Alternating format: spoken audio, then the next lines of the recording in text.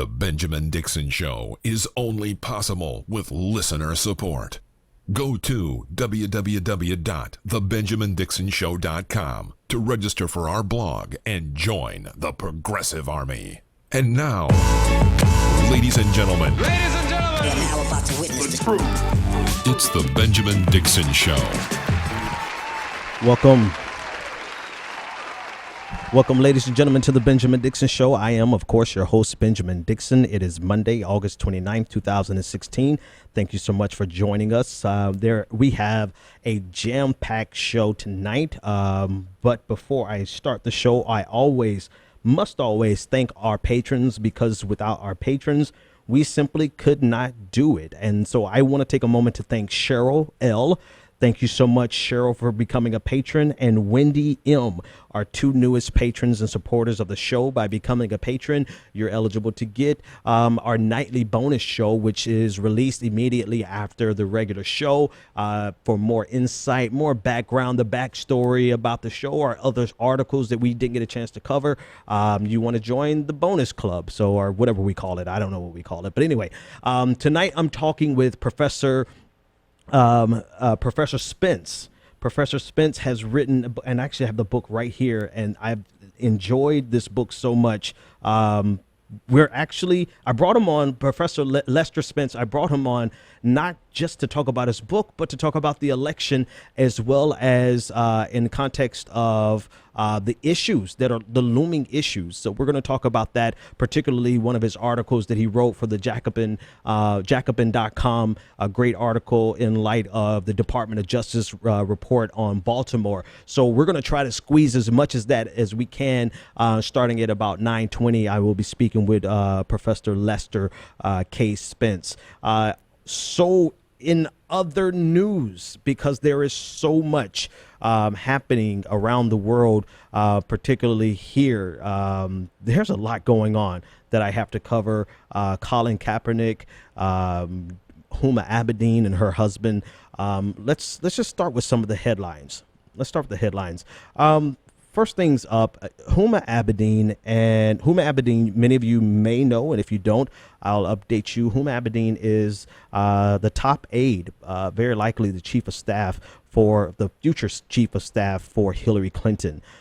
She has split today with her husband, Anthony Weiner, who already has the most unfortunate last name, particularly in context of what's happened to Huma, Miss Abedin. If you remember around 2010, 2011, Anthony Weiner got into trouble for texting or sexting pictures of his penis to women on Twitter. And that event really scuttled his political career. And he had to step off of the national stage. He was a representative for, I believe, the 9th District in New York for U.S. representative. So he had a very prominent position. He was married to a very powerful woman who was working for possibly the most powerful woman in the world eventually. And his proclivities got the best of him. So he has had 6 years of working on this with his wife, trying to restore the marriage, trying to put it back together. And last night it was reported, or it not just reported, but pictures have come out again of him doing the same exact thing. This time even worse, because he had his son in the picture in the background. While he was taking pictures of him in his underwear, very lewd pictures that he was sending online. Now, listen, this probably would not be a story at all if it was not for Huma, for Weiner in his own right? He was an elected official. He had a lot of scandal. He had to step down, but he was married to Huma Abedin, who is going to very likely be the chief of staff for Hillary Clinton. The only other person that I could think would be the chief of staff besides Huma would be Neera Tanden of the Center for American Progress. But most likely, I believe it's going to be Huma.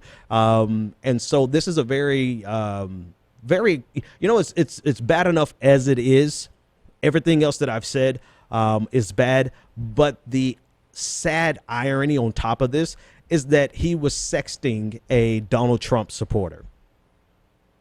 Now, the sad thing about this is that you have to be insanely obtuse. I'm going to say it as nice as I can, but you have to be insanely obtuse to not think that you sharing images with someone who supports your wife's boss on a national stage would not get out.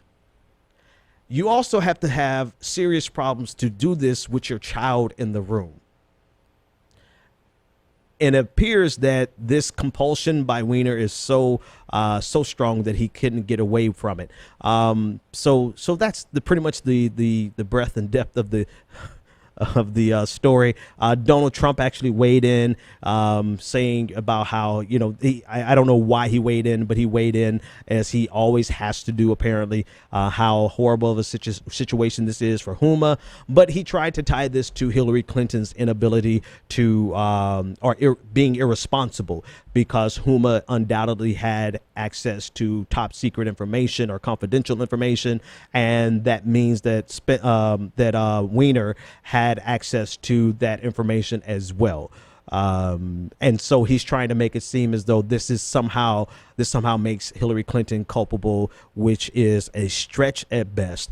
But that's the whole story. So Anthony Weiner, he was trying to make a political comeback, but I believe that is it. That should be all we hear of Anthony Weiner.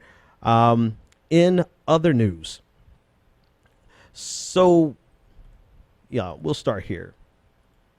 So Colin Kaepernick of the San Francisco 49ers, I have him in a picture here with Drew Brees, and I'll tell you why in a moment. So Colin Kaepernick has created quite the firestorm on the national stage because he refused to stand for the national anthem. When asked why he would not stand, he made it clear that he could not stand in support of a flag that represents a country that oppresses black people and people of color. Very clear cut and to the point. The fallout from this has been extremely swift and pretty, you know what? In a way, it's what you would expect. And I'm not surprised at all by the fallout that he is getting from this protest.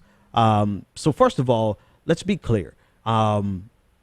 This is his right. He can protest. He does not have to stand for the Star Spangled Banner. Number one. Number two, there are plenty of cases of other people who do not stand just because they don't feel like standing, but he has a purpose for not standing. Number three, it's not as though America is without baggage for someone to be upset, right? It's almost as though people say, take America as it is and don't complain. Don't say anything, especially if you make money here. If you make money and you're an athlete, just shut up, know your place, don't complain, make your money, because America is the greatest nation in the world that has ever existed and ever been. And this is some of the sentiment that has been regurgitated. A lot of people pointing to the fact that he makes millions of dollars. What does the amount of money that he makes have to do with him identifying and standing in solidarity with people who are oppressed? Is Kaepernick himself oppressed in so much as his brother is oppressed? No, not individually, but he's standing in solidarity with people who are oppressed. And people try to silence you. It's amazing how you make a little bit of money, people instantly want to silence you and make it seem as though you are now a beneficiary of America. Therefore, you cannot speak out on behalf of those who are on the receiving end of America's oppression. Economic, racial, whatever oppression you want to put in there. And so people want to silence him. And what they want is someone who will entertain them and not have anything else to say. Never use their platform for anything else but to entertain them. And if you ever get out of line, If you ever get out of line, then you are subject to the type of backlash that he's gotten. People around the San Francisco fans have been burning his jersey. Donald Trump says that he needs to go find another country. That if he doesn't like it here, you know the line. If you don't like it here in America, go find another country. Other people say go back to Africa. Well, you guys brought us here. This is our home. James Baldwin said, this is our home, not in the sense that we have some endearing relationship with it, but we have been so severely separated from any connection to any other place. Your ancestors did a great job of obliterating any connection we had with our original language, with our origins. For instance, I can only go back 5 generations. I've said it before on the show. I'll say it again. I can only go, and my family is deep. My family is connected. I know where those 4th and 5th generations back, I know where they're buried, but that's it. After you go past my parents, my grandparents, my great grandparents, and then his father, his father's father, after that, Harvey, which is my family line, after that, it's completely blank. There's nothing. We can't tell you anything else about it. So from that perspective, this is the only home that we know and that we have. And we have a right to fight and assert ourselves here in this place, because not only is it our home by virtue of the fact that your ancestors completely obliterated any connection to our previous home, but also by virtue of the fact that our bones are buried here. Our blood is shed here. I'm quoting James Baldwin, that we literally built this country. So Donald Trump's assertion that we should just go back home is not only obscene, but it's par for the course for somebody like Donald Trump. So no, we're not going anywhere else because we are home. And the problem that they're having is that we are stretching our legs and demanding that we be treated as equals and that we be treated as though this is our home and not as though we're guests. And so this is the backlash then that Colin Kaepernick is receiving. It's because people think that, 1, you make money here, so you shouldn't have anything to say. 2, if you don't like it, you should go back home. And then 3, it's an issue of whether or not there really is oppression and a problem in America. Because if the first 2 don't get you, then you have an entire group of people who want you to believe that everything is fine in America. The only thing wrong in America are the people who are complaining about America. So I want to play a clip for you of this individual who a lot of people have been burning his jerseys, like I said. But this one particular guy burning a jersey reminded me of another burning. And I want to play it side by side. So he felt so passionate about this that he did it with the Star Spangled Banner in the backdrop. Listen in. Salute to you.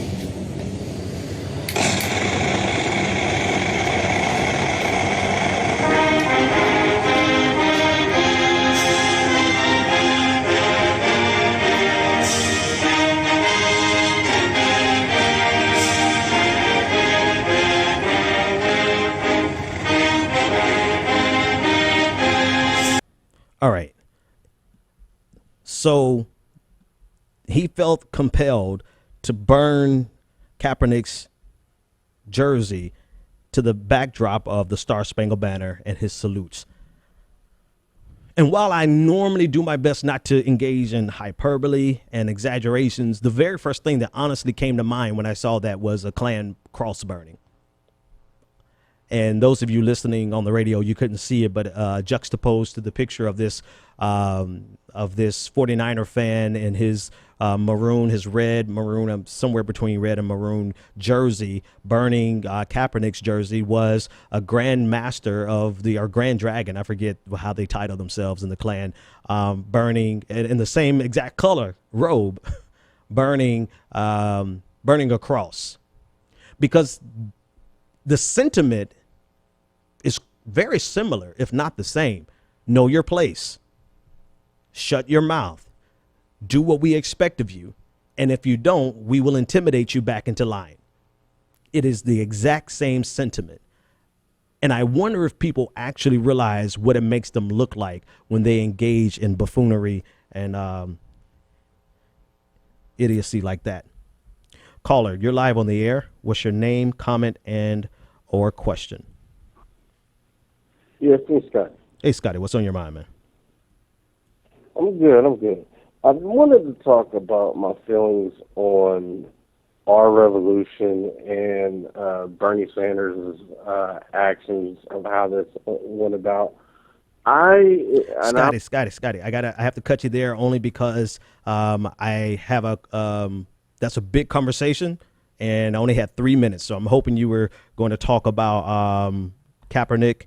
But if you would hold that until the end of the show, and we can discuss that, and then we'll talk about if you have anything that you want to say on Kaepernick, we can discuss that as well. One last thing I want to say on Kaepernick before I bring on our guest, Professor Lester K. Spence, to discuss not only his book, Knocking the Hustle, but we'll also discuss his latest article in Jacobin.com. The Star Spangled Banner itself is not without its own controversy.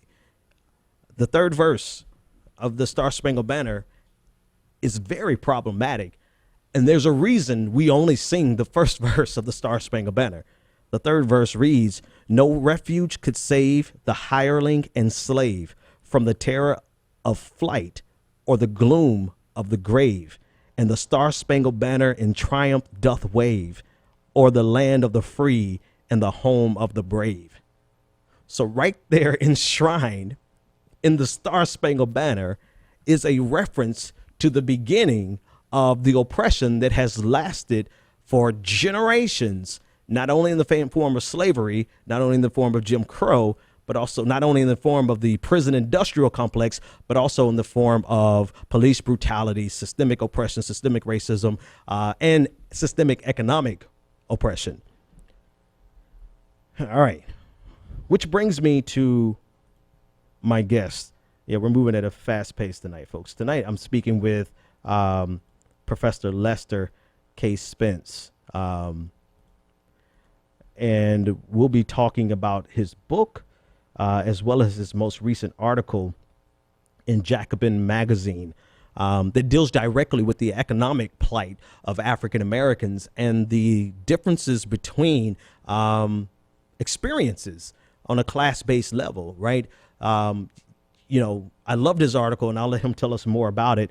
But his article dealt with how, even though people of color experience racism, the experience with racism has the possibility and likelihood of being uniquely different based on what class structure you're in or what class you're in. And so we'll be speaking with him momentarily as soon as I can get him connected. But if you haven't read his book is also a phenomenal piece which unpacks the problems, are the beginnings and the problems with the neoliberal hustle in the black community. And so we have him here. He's joining us now. Professor Spence, thanks so much for joining me. How are you today? I'm doing fine. How are you? I'm doing great. Thanks so much again for joining us. I know we've been trying to connect on this for a little while, and my audience was very excited to know that you were coming on. For those of you who may not know, Professor Spence is an associate professor of political science and Africana studies at Johns Hopkins University, and he is a prolific voice on the issue of class and race. But I particularly wanted to talk to him about his article in Jacobin.com, as well as portions of his book. Professor Spence, thanks again for joining me. Could you just start by just telling me, I mean, this is kind of a big, broad question, but, take whatever portion of it that you want. But how have you seen, or what have you felt about the role of race in this particular election, and how it, in my opinion, and maybe you've seen this and maybe you agree with it or not, I don't know, but how it's been leveraged to push the neoliberal economic paradigm by virtue of Hillary Clinton? Oh, that's a great question. So with somebody in Donald Trump, what we've got is somebody who uses who doesn't really use dog whistles, right? So Right. for in the Republican Party and a number of folks in the Democratic Party for years have been making implicit racialized claims in order to attract moderate to conservative white voters. And somebody like Donald Trump, you have somebody who's basically just telling people almost as close to explicitly racial comments or racist comments as you can get. So that's on the Republican end. The Democratic end, what we actually see with Hillary Clinton is her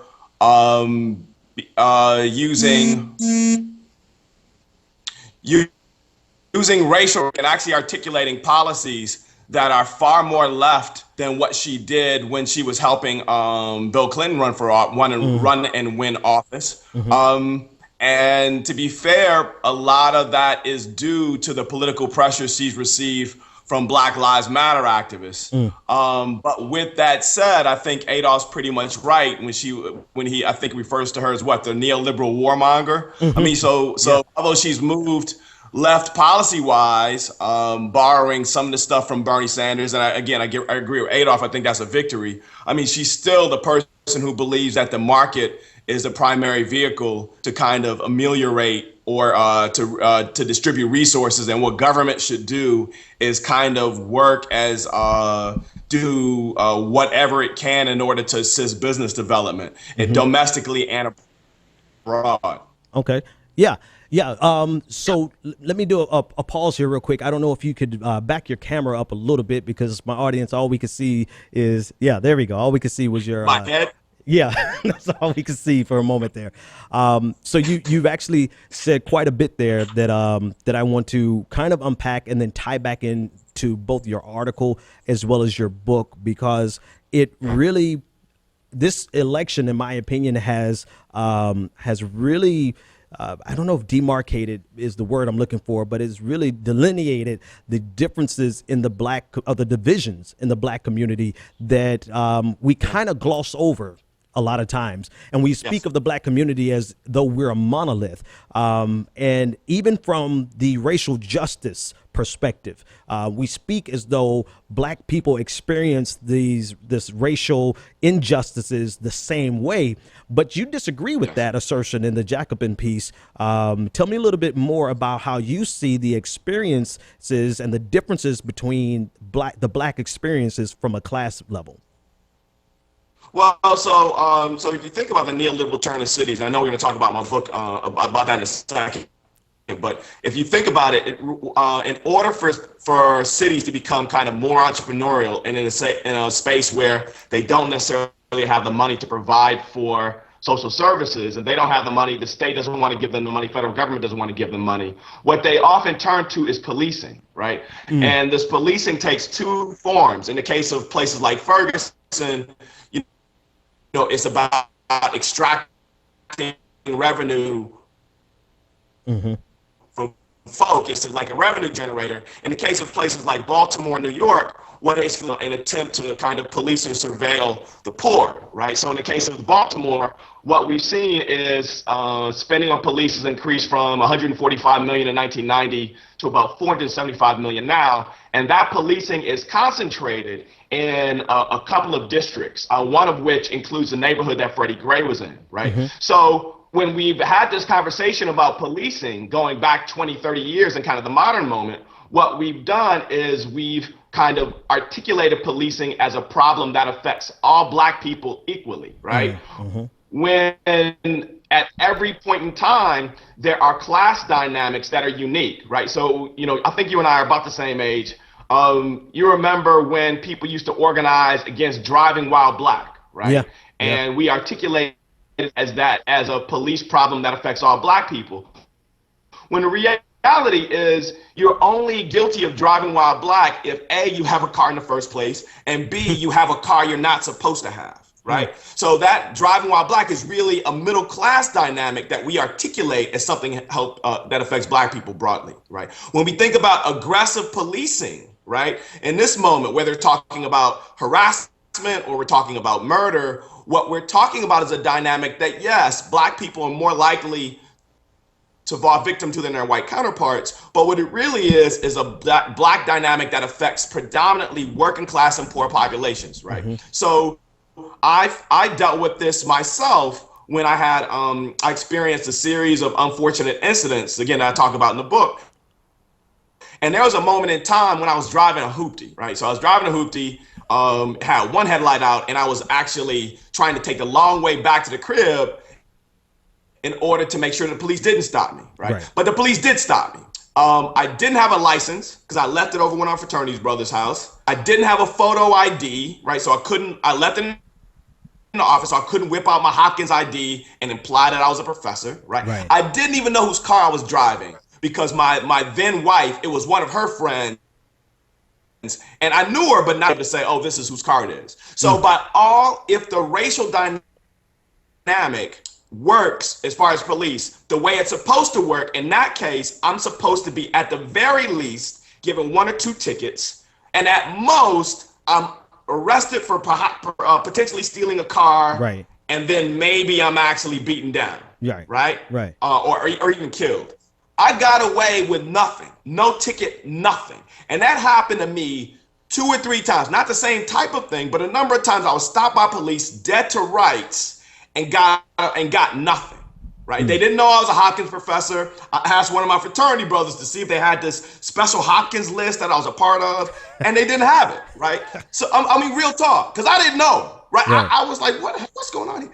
And then I was like, this is a class dynamic, right? This is clearly a class dynamic. And I'm not the only one that's affected by this. So what I want to do in that Jacobin piece is unpack that class dynamic within black communities, right? Because when you're talking about just black people, I study black politics, it can't be race that explains these the differences in how folks are treated. And I thought that given that we're having all these discussions about the police, given that we're seeing more activism about against the police than any time that I can remember, it's really important to deal with that class issue.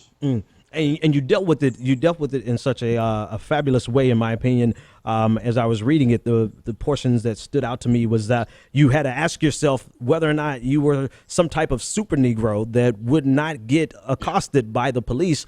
But help me and help the audience to understand a little bit better. Then, how did you determine that it was a class dynamic? Because you stated that you were driving a hoopty. Was it the neighborhood that you were in? Was it the your personal profile? How did that work? Right. So so I was in the Western District. I was about probably about 1.5 miles away from where Freddie Gray was killed, less than 1 mile from Endowment, which was one of the epicenters of the uprising. I was a block away from a really Tony black neighborhood in Baltimore, which is where I was living. But I was stopped kind of on the edge, right? So the best I can figure, it was my language and my tone, because class isn't just a matter of how much loot you have; it's also how you carry yourself, right? So I'm talking to the police. I'm really clear. I'm looking at him in his eye, and I'm telling him the story, and he's telling and I know he's got a type in his head, and he's probably checking off. Okay, he's like he's older. He's talking with the King's English. Like all these different checkoffs that says to him, I'm not the droid he's looking for. Yeah.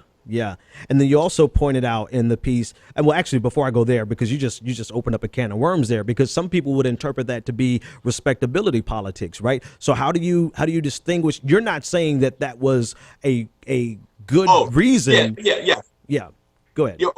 I'm not. Be really clear. I am not making an argument that in order to not get stopped by the police, you need to act like me. I'm not saying that at all. What I'm saying is that police officers use a metric in order to determine who they're going to harass and stop and who they're not, right? Because one way to think about it is in a city like Baltimore, there are so many black folk where if they were going to harass all of them, they wouldn't have time to do their real job, which again is really policing poor working class black folk, right?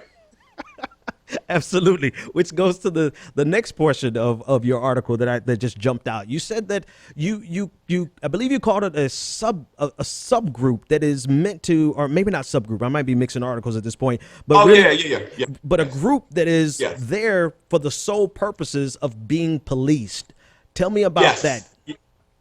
Yes. So there's a question as to, so as the economy moves away from an industrial base and towards kind of a service provision, there's this population that gets left out, particularly in Rust Belt cities like Baltimore, Gary, Detroit, right? That population is predominantly black, predominantly poor. I think they're more men than women, because women can actually get into the service economy in ways that men can't. Now, one argument is that that population becomes obsolete, right? And people are making this argument as early as the 60s, right? That they serve no valuable purpose and they're basically just going to be killed off. But another argument that I'm kind of making is they actually do serve a purpose. They actually provide the stuff by which elites can actually then spend money on incarceration on the one hand. The neighborhoods Freddie Gray lived in spent $17 million incarcerating its residents, more than any other neighborhood in Maryland, and then policing on the other, right? So the police would not exist in the same degree if that population didn't. And all those guys are getting jobs, they're getting good benefits, and in fact, given how safe it is to be a police officer now, it's almost, but not quite, the equivalent of working for Ford in Detroit when I was a kid.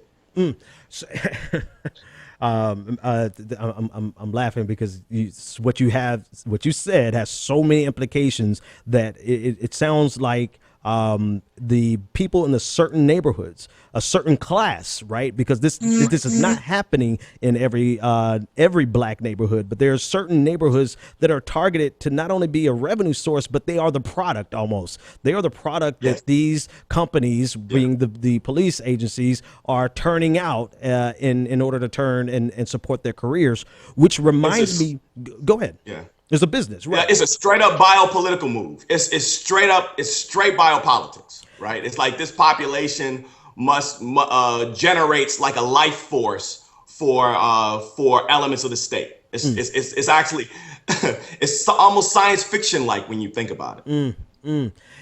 Which reminds you, what you said and how you describe those neighborhoods reminds me of an experience that I had when I was just getting started as a teacher. And for the life of me, Professor Spence, I could not understand why the hell I stayed in the overdraft. I could not figure it out. It was a mystery to me until I sat down and really just tracked every single detail of how the bank was operating. And I discovered really quickly what there was a class action lawsuit was this particular bank arranged your purchases. No matter when you purchased it, they arranged it so that they could maximize your overdraft fees. A couple of class action lawsuits out there. I went to the bank and I asked them, I said, why? Why would you do this to people who barely have enough money to be at your bank in the first place?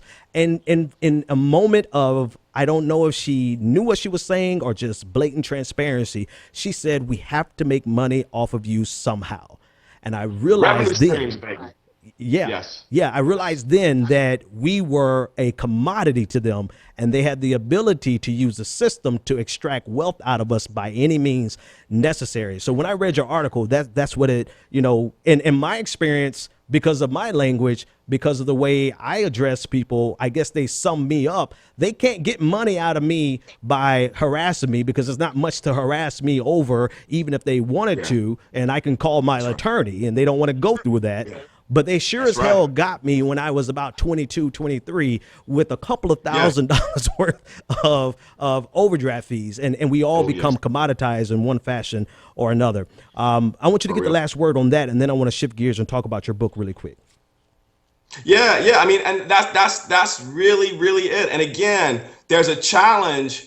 So I'm going to be in Philadelphia talking about a book written by somebody named Marie Gottschalk, a University of Pennsylvania PhD, and I mean not PhD professor. And she's right. She wrote two of the most important books on the prison industrial complex written, and she spends a little bit of time talking about Michelle Alexander's book, The New Jim Crow. Now, The New Jim Crow is a wonderful book as far as its ability to mobilize folk, but in articulating what we're dealing with as the new Jim Crow, as if it's just a new racism that hits everybody equally, what it does is it ignores that intra-racial dynamic. So because she gets that dynamic wrong empirically, to the extent that people are articulating political solutions, those political solutions are going to be wrong And then at worst, what they're going to do is really be tailored to a specific sector of the Black population rather than broad swaths of it. See, I can't leave now. I can't leave the story now because I mean you're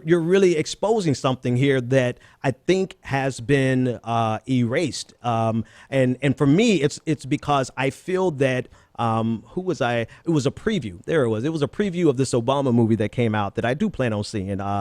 South Side with Me or West Side, whatever, with Michelle and Barack. And in a split second in the preview, she was at the church with Obama when they first met, their first date, and he was motivating a crowd. And she said something. She said, and this is the movie. I don't know if this is canon, but this is what she said in the movie. She said, "It's been so long since I've been connected to the issues of the people like this."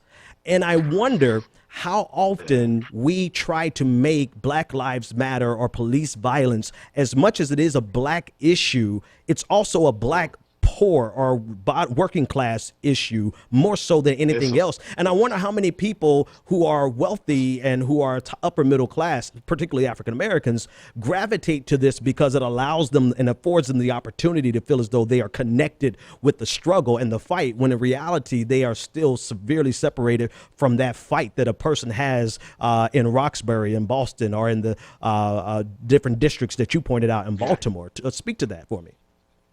Yeah. Well, to be fair, there is a dynamic where all of us know somebody, right? So no matter what, so one thing that does make us different than our white counterparts is that even if we're not, like, even if I'm not on the other side, if I'm on the quote unquote right side, and I can act with the police as if I were white, I feel like Eddie Murphy in that old school Saturday Night Live skit, but you can, even as that, I remember being on the wrong side one, and then everybody I know who's been on the wrong side. So part of it really is folks understanding, like, there but for the grace of God go I, or that was me when I was a kid, or that was me when I lived in East St. Louis, or whatever, right? So that's part of it. But the other part of it is that and this is something that we have to figure out how to deal with politically, is that outrage. Right? That outrage dynamic is a real thing. When you see the video, you see this video, right? And that outrage thing, it generates a quick political response, right? It generates an affect, and then that affect is quickly changed into into a political response. Now, the benefit of that is because of that, we see more movement. But the challenge is, one, that outrage isn't that... the slope, outrage goes like this. It spikes, and then inevitably it goes away. Right? And then when it goes away, it's like that movement energy it dissipates. Right? Unless it's connected to institutions. Right? But then the second is that outrageous event. Freddie Gray suffered from lead poisoning. Right? Corinne Gaines was suing, I believe she was suing her landlord also for lead poisoning. Right? That lead poisoning dynamic is a dynamic that's that affects Black, poor, and working class populations more than anyone else, and it's a slow death, right? So there's not going to be a TV incident of somebody dying from lead poisoning. So that makes it much harder for people to mobilize and organize around that. The hardest thing, and I remember when Baltimore was relatively fallow politically, and now I think it's one of the most important cities in the country as far as political activism. But one of the biggest challenges that folks are having in Baltimore is how do we generate organizing around systemic structural issues kind of related to the way capital works in the modern moment, as opposed to these really quick incidents of police brutality. Right. Okay, so now this actually can help us dovetail into your book, because you've given the positive aspect of it, that people can connect because they're not too far removed. They might be one generation removed, at best 2 generations removed, but they know somebody who is right dead smack in the epicenter of police brutality. And if not, they still identify by virtue of all the media that we consume. They can see it and they can react. That's from a positive point of view. But in this election, I feel that racial narrative has been used to marginalize a class analysis.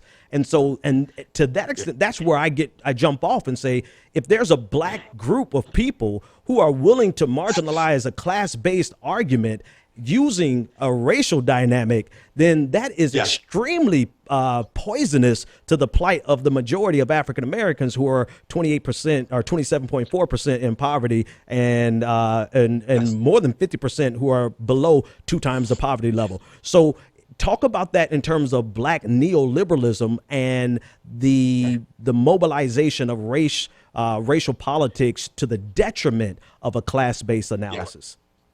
Okay, so I'm gonna do that, but I'm gonna have to do a quick thing because my laptop Skype like went out on me. Okay. So I'm on my phone Skype, and my phone Skype is about to die. So I'm about to hang up and call you right back. All right, we're gonna do it like that. I know it's live, but you get down like that. No problem. We can do that. All right. While you do that, I'm gonna filibuster a little bit and switch you over, and while he does that, it's no problem. We live, and we do that. So I'm gonna call him back. I knew something was different. I knew that wasn't the same audio or video that I originally tested him on, but that's okay. So the conversation is great. If you have a question, I want you to send it to us in the chat room. You could tweet it to me at the BPD show, or you can send it to me in the YouTube channel or on the internet radio station.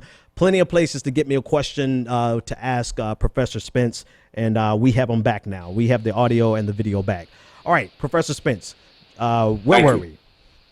Yeah, so if you think about kind of the neoliberal term broadly, right? What you got is increased levels of inequality after 1970, right? The shape of inequality from 1929 to now takes the shape of a U, right?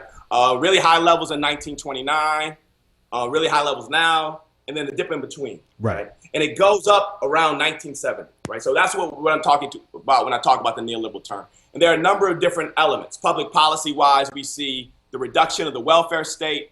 We see a series of policies that reduce the ability of cities, states, and federal governments to collect revenue, particularly for progressive purposes. Mm-hmm. We see a series of significant tax cuts designed to redistribute wealth upward. And then there are basically a set of cultural remaking projects where we seek to make individuals, institutions, government and non-government, to make them more and more entrepreneurial. So the hustle becomes the thing, where when we were kids, somebody who was hustling was trying to get over. You know, Adolf in your show a couple of days ago talked about the Black Power hustle. Like hustling was about getting over. Now the hustling is about a descriptive, right? It's a normative thing. Like people who are hustling, if you've only got one job and you can manage 2, then you need to have 2. Yeah. And what ends up happening is that ends up generating, that ends up kind of reproducing a modern version of a class project in Black communities, where consistently Black populations with the wherewithal, with the resources, are kind of reproducing that neoliberal hustling narrative.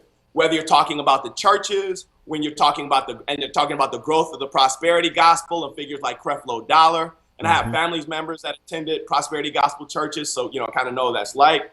If you're talking about school systems, where in cities with large Black populations, you see Black elites articulating support for charters, for vouchers, and remaking school systems so they operate by the metric of competition and quote unquote choice. Right. If you're talking about political officials, you're talking about everybody from mayors like Baltimore Stephanie Rawlings Blake, the hip hop mayor Kwame Kilpatrick in Detroit, Dennis Hopper Jr., the second Black mayor in Detroit, all the way up to Obama, articulating policies that articulating rhetoric that consistently blames the Black poor for their condition, because they don't have the ability to hustle properly, and then consistently, to the extent they're talking about racial dynamics, they're talking about policies that basically benefit a small slice of the Black population, and leaving the rest of them basically offending for themselves. So I'll give you just a quick example. I'm the beneficiary of affirmative action. I went to the University of Michigan for my undergraduate and my PhD.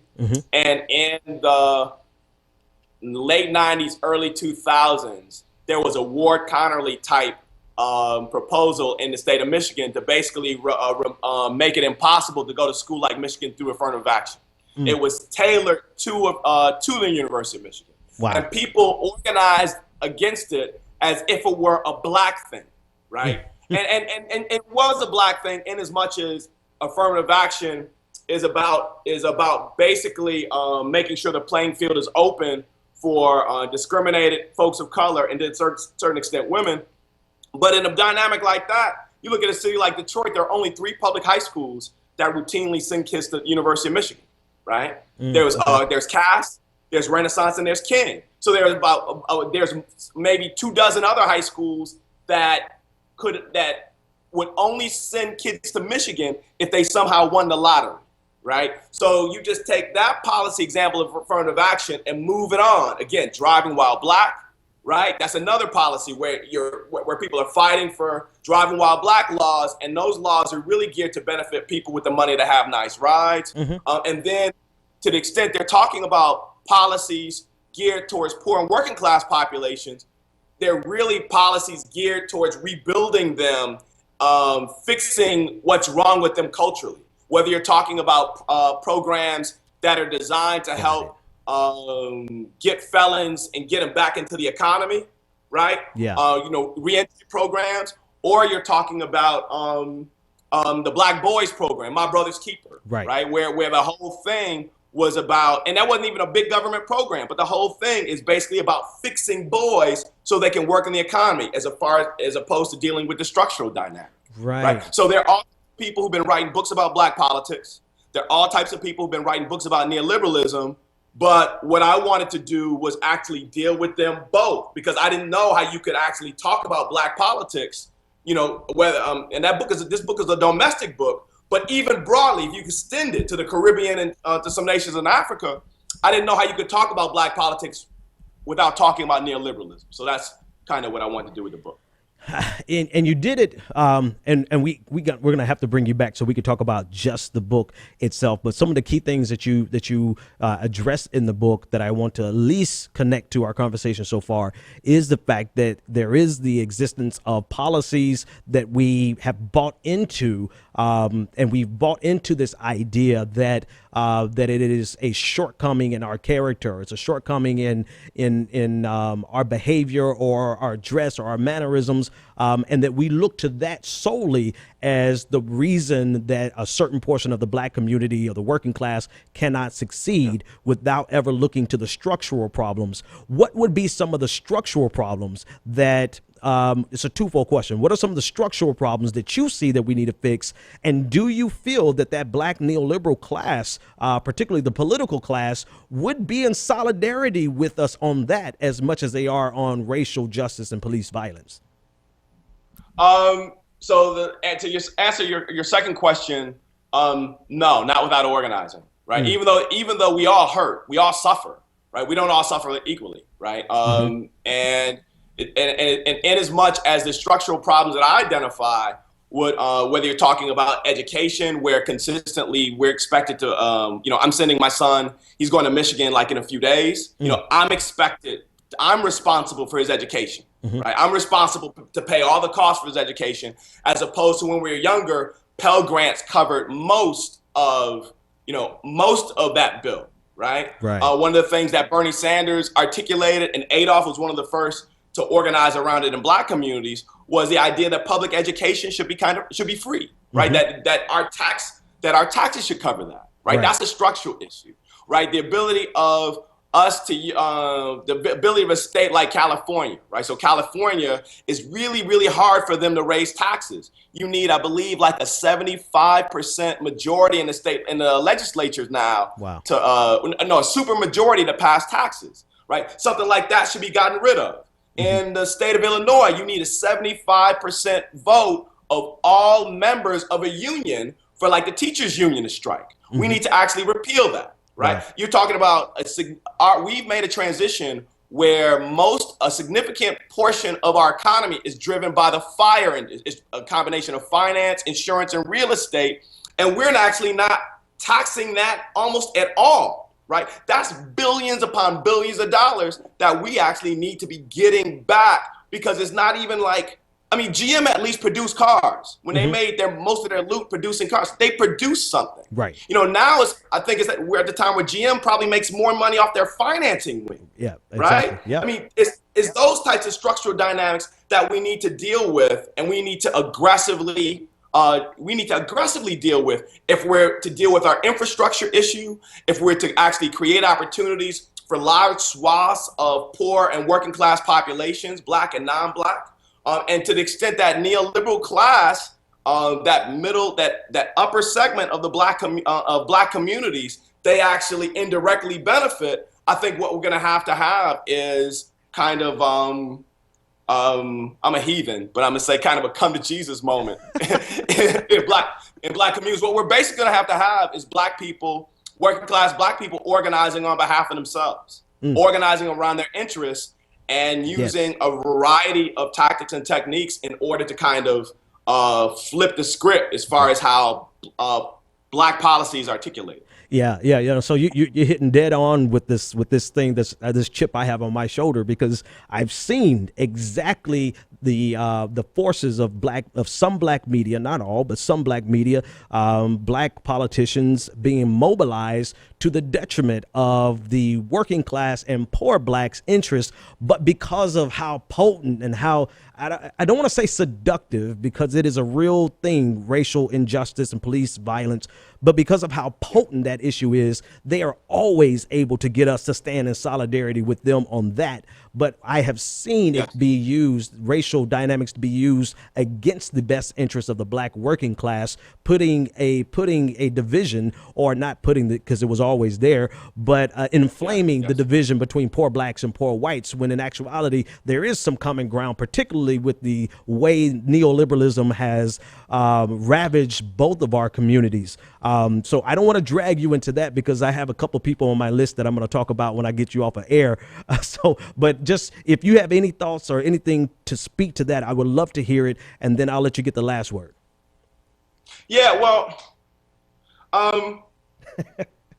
what we have to do is, so there are communities in, white working class communities in Essex and Dundalk in the state of Maryland, like and then you're out, the counties outside of Baltimore County and Baltimore City. There are whites who are beset by the same, a similar set of structural circumstances, right? And we have to figure out a way to kind of lash our interests with theirs. Now I believe that because we experience so much hyper-segregation within places like Baltimore City, we have to organize there first. Right.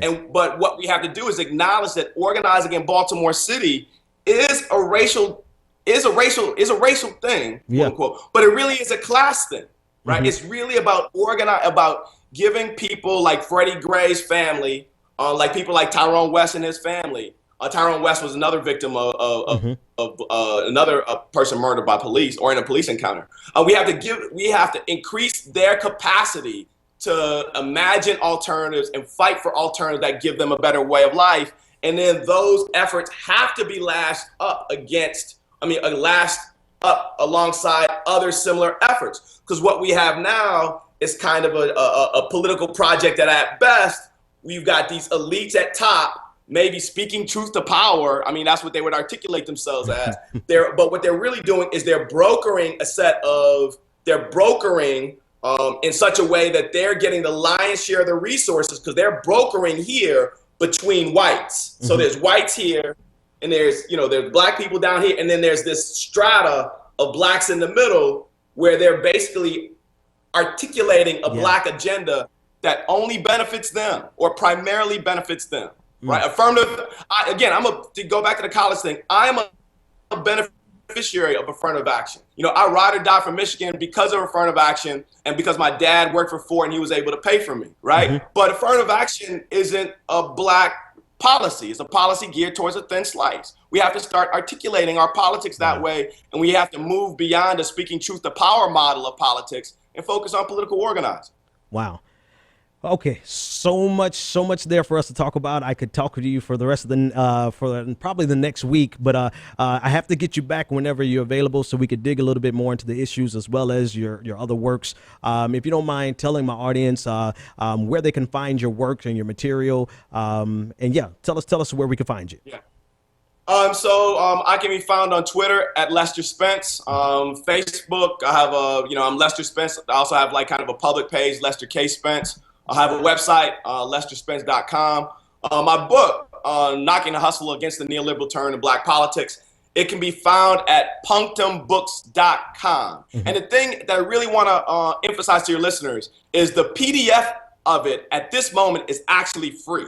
Okay. Right. So I didn't write this book to get paid. I didn't write this book to make a lot of loot. I wrote this book because I thought the ideas were important. So if you go, you can buy the book there if you want a flesh and blood, hard copy of the book. But if you want just the PDF, you go to punctumbooks.com and there's a link where it asks how much do you want to pay. Now I believe in supporting Punctum because they're radical independent. But if you just want the book for like a few pennies or even free, get it because it's about getting the ideas out there. It's about creating more space for a more radical way of thinking about what Black politics is and what it should be. Professor Lester K. Spence of Johns Hopkins University. The name of his book is Knocking the Hustle Against the Neoliberal Turn in Black Politics. Thanks so much for joining me tonight. When I get you back, I want to talk more about the way Eddie Glaude Jr. said that the prosperity gospel is the theology of neoliberalism, and you did a whole chapter on that in your book. So when we come back, we'll talk about that, or maybe we'll chop it up on Twitter. Thanks so much for joining me tonight. I'm so with that. Thanks so much for the work you're doing. It's critical. It's really, really important. I was really honored when you asked me to do this. Oh, it's my pleasure. Thanks so much, man. You have a great evening, ladies and gentlemen. That is Professor Spence. If you want to join the conversation, you can, 857-600-0518. We're going to try to get through the rest of the stories because there's so much happening in the news. You know what, just for a point of clarity, he kept mentioning Adolf. And I hope everyone who's listening tonight at least heard on Thursday night, I had Professor Adolph Reed of University of Pennsylvania, a preeminent scholar in terms of class analysis and African American studies. And he was here on Thursday. And then on Monday, I was honored to have Professor Lester K. Spence, man. I think this is the goodest time as any to tell you should support the Benjamin Dixon Show so we can keep bringing you stuff like this on a regular basis, man. So patreon.com/the BPD Show to support. And it's very possible, I might as well throw this out here, right, since I'm name dropping, it's very possible that I will be having an interview with none other than Cornel West himself. But it's not going to be until October, but since I'm name dropping, I might as well drop that there now. Okay. All right. So in other news, a couple other pieces of news that I have to get to before we call it a night. So the Republican governor of Maine, Paul Richard LePage, I've done coverage on him before. He has, well, you know what? In an attempt to explain why he wasn't racist, he demonstrated the perfect and the quintessential example of racism. So what I'm going to play for you is an audio clip of a voicemail that he left on the phone of a Maine state representative. The state representative accused LePage of being a racist. And this is how LePage responded. Listen in. Mr. Gattine, this is Governor Paul Richard LePage. I would like to talk to you about your comments about my being a racist, you cocksucker. And I want to talk to you. I want you to prove that I'm a racist. I've spent my life helping black people, and you little son of a bitch, socialist cocksucker, I need you to, I want you to record this and make it public because I am after you. Thank you. I want you to prove that I'm a racist. Okay, so that was a challenge. He wants us to prove that he was a racist. So in an attempt to explain this voicemail, he perfectly proved why he was a racist. Listen in. When you go to war, if you know the enemy dresses in red and you dress in blue, you shoot at red, don't you? You shoot at the enemy. And the enemy right now, the overwhelming majority of people coming in are people of color or people of Hispanic origin. I want you to prove that I'm a racist. All right. Another example of why LePage is a racist. This all stems from a video clip that I actually gave commentary on back in February or January of LePage talking about he was so upset about the drug dealers coming into his state. And actually, let me just let you listen. Listen to LePage. Drugs. These are guys that are named D-Money, Smoothie, Shifty, these type of guys that come from Connecticut, New York. They come up here, they sell their heroin, then they go back home. Incidentally, half the time they impregnate a young white girl before they... I want you to prove that I'm a racist. So in context, he's explaining why they need such harsh policies for these drug offenders or drug seller dealers who come from Connecticut and Maryland, Connecticut and New York, come up to Maine, and most of the time their names are Shifty and D-Money, and of course Shifty and D-Money could be a white person, it could be, but he then later on identifies saying that incidentally they end up getting a young white girl pregnant. So I already gave commentary on that, but it just strikes me as how oblivious, I want to say oblivious, but perhaps they're just intentionally obtuse, people are to their own racism, right? This is a governor who is trying to institute actual policies that are aiming and targeting people of color. And in his attempt to explain situation A, he responds with a very racist, or actually no, the voicemail itself wasn't racist. The voicemail was very homophobic, referring to this, using the language that he used. But then later on, to justify the voicemail, he demonstrates again why he's a racist.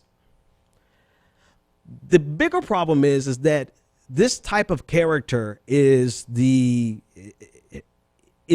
most certainly not fit to be in office, let alone to be the governor of a state, let alone to be, one of the top surrogates for Donald Trump, the Republican candidate for president. This is the type of influence and the reach and the impact what started off as a Tea Party revolution has devolved into. This is where it's gone. This is what we've come to. We've come to the point where we have a sitting governor who has the ability to move the political dial in his state to the detriment of African Americans and Hispanics, expressing that he's not a racist by using racist examples.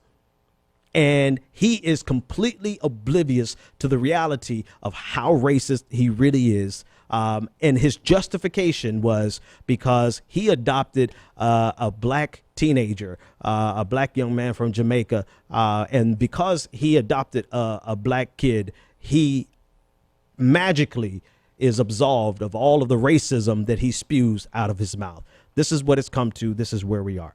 All right, let me grab one or two more stories and then we're out of here. So, oh man, what do you think, Max? That last story, that one's kind of long. Tomorrow, we're gonna do the next story tomorrow. The next story, I cannot do the next story in less than at least 10 to 15 minutes. So I want you guys, tomorrow night, I'm going to be talking about, at the top of the show, I'm going to be talking about the way we consume media and people who think and believe that their left-leaning media, MSNBC, Blue Nation Review, Slate.com, is an unbiased perspective, right? They believe that they're getting just like people on the right feel as though listening to Fox News is actually fair and balanced, or listening to Bill O'Reilly is the no spin zone, and that they consume this media and they actually believe that they're getting something that's unbiased instead of accepting the reality that what they're getting is truly biased. It's just like when you come to my show, I have a very specific agenda and goal that I am giving you every single day. The only difference between me and most commentators is that I'm willing to challenge not only you, but myself to listen to and at least dissect the alternative perspective. So I don't want you to listen to my show thinking that I am completely fair and balanced, because I'm slightly unbalanced, as Tom Hartman would say. But we've seen it in this election. It's been a big disappointment where people consuming media, they really swear up and down that their outlet is the unbiased truth, when in actuality, all they're consuming is propaganda. Now, it took me 2 minutes to say that much, so I cannot finish that in time for us to have a reasonable dismissal time, as we would say in church. So with that being said, I'll see you guys tomorrow.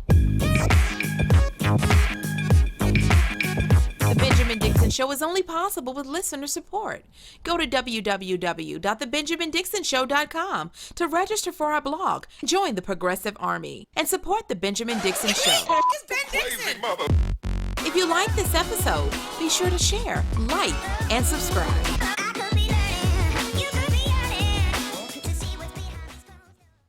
Consider becoming a Patreon. Go to www.patreon.com/The BPD Show and support The Benjamin Dixon Show.